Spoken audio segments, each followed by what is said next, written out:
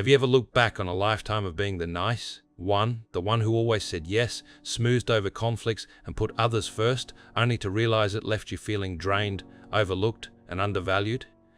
It's a quiet revelation that hits harder with age, when you've seen enough patterns to know it's not just bad luck.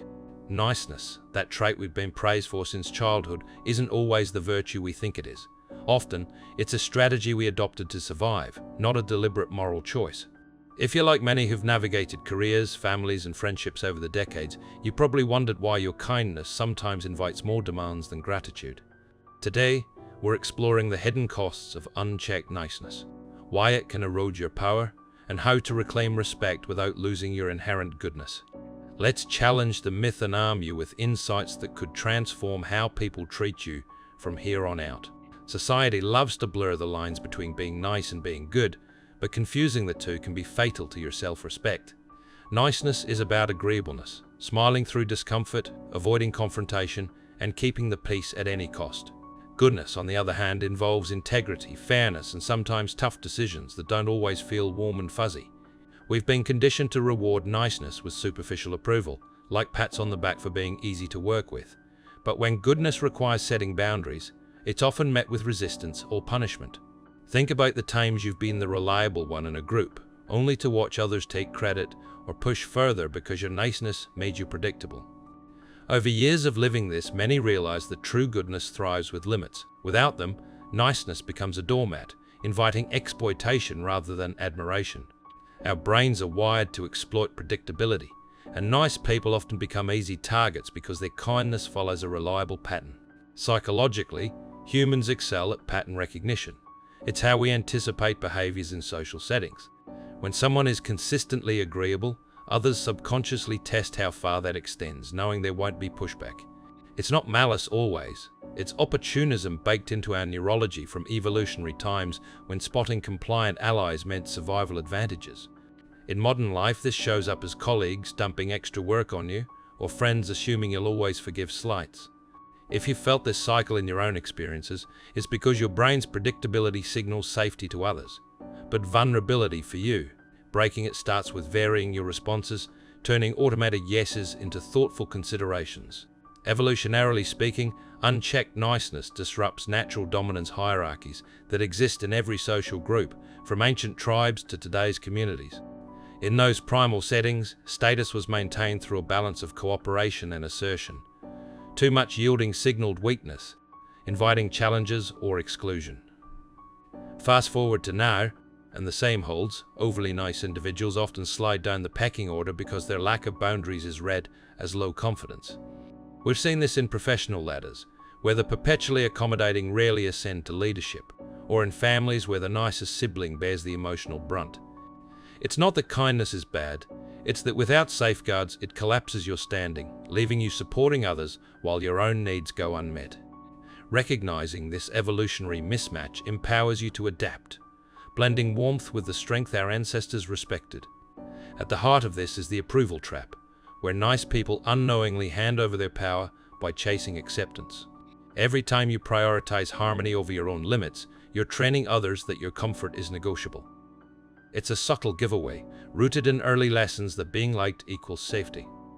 But as we age, we see how this erodes autonomy. Friends who overstay, partners who assume your time is free, or bosses who overload you because you never complain. Seeking approval quietly conditions people to overstep, as they learn your nice facade means no real consequences. Breaking free involves valuing your own approval first, a shift that feels liberating after years of people-pleasing. People test niceness in ways so subtle, you might not even notice until it's a pattern. It starts small, a favor asked without reciprocity, a joke at your expense masked as banter, a delay in responding that forces you to chase, or minor boundary pushes like borrowing without asking. These are probes, unconscious or not, to gauge your tolerance. If you've overlooked them in the past, thinking it was just politeness, you're not alone. Most do, especially those raised to be accommodating. But ignoring these signals invites escalation, turning tests into habits. Awareness is your first defense. Spot them early, and a gentle redirection can reset the dynamic without conflict. Nice people often end up as the default for emotional labor because they're seen as safe outlets for others' burdens. Friends vent endlessly without checking in. Family unloads guilt or stress, expecting you to absorb it, and colleagues offload responsibilities knowing you'll handle it gracefully. It's outsourcing at its finest. Others delegate their discomfort to you because your niceness promises no backlash. Over a lifetime, this can lead to burnout as you carry weights that aren't yours. The key insight? Emotional labor should be mutual. When it's one-sided, it's not kindness. It's exploitation disguised as connection. This creates a reinforcement loop that traps you. The more you're used, the more it happens, because your responses reward the behavior. Each yes reinforces their expectation, escalating from small asks to major impositions. It's a cycle fueled by your own patterns, where being nice begets more demands, leading to resentment you suppress to stay nice. Breaking it requires interrupting the loop. Introduce no's or conditions, and watch how dynamics shift. Experience shows that once you do, respect often follows, as people value what isn't freely given. Saying yes too easily diminishes your perceived value through the invisible economics of scarcity and effort. In social interactions, rarity breeds appreciation. When kindness is abundant and effortless, it's taken for granted, like air. But make it selective, requiring reciprocity or boundaries, and suddenly, it's prized. We've all seen this. The person who rarely agrees but does so thoughtfully commands more respect than the perpetual yes man. Your value rises when others invest effort to earn your goodwill, a principle that applies from negotiations to relationships. Embrace scarcity and your generosity, and you'll notice a profound uptick in how you're treated. The dark truth is that some people simply don't respect kindness. Their minds process it as weakness rather than strength. Respect and warmth activate different neural pathways, one tied to admiration and hierarchy, the other to comfort and approachability. When kindness lacks edges, it's filed under harmless, not formidable. This explains why dominant types might appreciate your niceness, but rarely elevate you as an equal. It's not universal, but common enough that ignoring it leaves you vulnerable. True respect often demands a blend, kind but unyielding, earning you both affection and deference. Dominant personalities spot nice people quickly through unconscious tells, hesitant posture, softening tone, rushed pacing in conversations, or over-explaining to avoid displeasure. These signals broadcast agreeableness like a beacon, inviting them to lead while you follow. If you've encountered this in boardrooms or social circles, it's because experience owns their detection. Counter it by cultivating presence, steady eye contact, deliberate speech, and pauses that assert control. It's a subtle art, refined over time, that flips the script without aggression. Nice people often mislabel being used as genuine connection, an emotional error that sustains one-sided bonds. The warmth from helping feels like intimacy, but it's often just utility.